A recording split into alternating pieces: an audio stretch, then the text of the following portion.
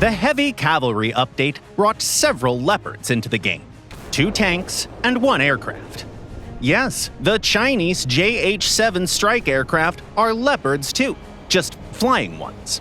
Today we'll break down how to play this family and how the new version differs from the earlier models. Let's start with air battles. All 4 aircraft have the same engines and fairly good flight performance by strike aircraft standards. Their speed stands out in particular. At sea level, the Leopards can accelerate all the way to flutter at around 1,330 kilometers an hour. They also maneuver fairly well, but don't get carried away. The Chinese attacker is no match for light fighters. The biggest difference between the variants lies in their suspended armament. The early JH7 can carry only 2 PL-5 E2 missiles on the wingtips. They do have jamming resistance, but with such a modest missile load, you won't be dealing much damage to the enemy team. Once the missiles are gone, all you have left is the gun. Even the earliest flying Leopard can meet opponents carrying serious radar missiles, so it's best to stay low and avoid contact with fighters whenever possible.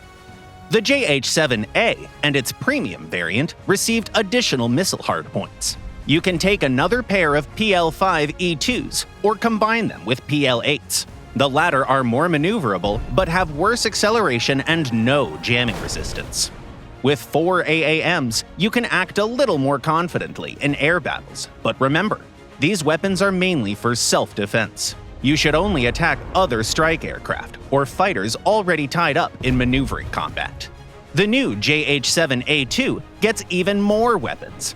It can carry up to 6 short-range IR missiles, plus 2 active radar-guided PL-12s. On top of that, the aircraft received a new radar and a helmet-mounted display.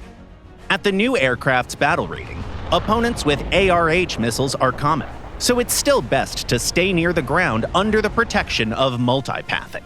But with this missile arsenal, you can attack air targets more actively and support allied fighters. In mixed battles, the Chinese Leopards show their strengths much better. The earliest version has no guided weapons for destroying tanks, but its battle rating is also much lower than that of the later models. The basic JH7 can use a selection of unguided rockets and bombs. Naturally, the ballistic computer helps with their delivery.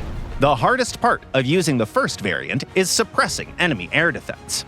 The best approach is to scout the situation in advance, mark the air defense position, and then strike from an unexpected direction at extremely low altitude. Large caliber rockets are the best choice for this tactic. The JH7A and its premium version have plenty of guided weapons and a higher battle rating. Their arsenal includes TV-guided missiles, IR-guided glide bombs, laser-guided munitions, and even anti-radiation missiles. We recommend creating several mixed loadouts. One interesting combination is KD-88 and Ha-29T. The former have man-in-the-loop guidance. You can launch them from long range, turn the aircraft away, and then guide the missile from a safe distance. However, the KD-88 has no thermal channel, so to search for targets, it's better to switch back to the aircraft and watch the ground map through the targeting pod. At shorter ranges, the Ha-29T is more convenient. It's much faster than the KD-88. Enemy SAMs can also be suppressed with anti-radiation missiles, but keep their limited seeker bands in mind, and choose your loadout based on likely opponents. Another advantage of ARMs is their lower spawn point cost, so you can keep them in reserve just in case. In terms of strike capability, the A2 variant is similar to its predecessors. In addition to the regular KD-88, it has an IR seeker version, and its anti-radiation missile list includes the multi-band CM102. These weapons, along with the increased air-to-air missile load, make the top JH7 much more dangerous.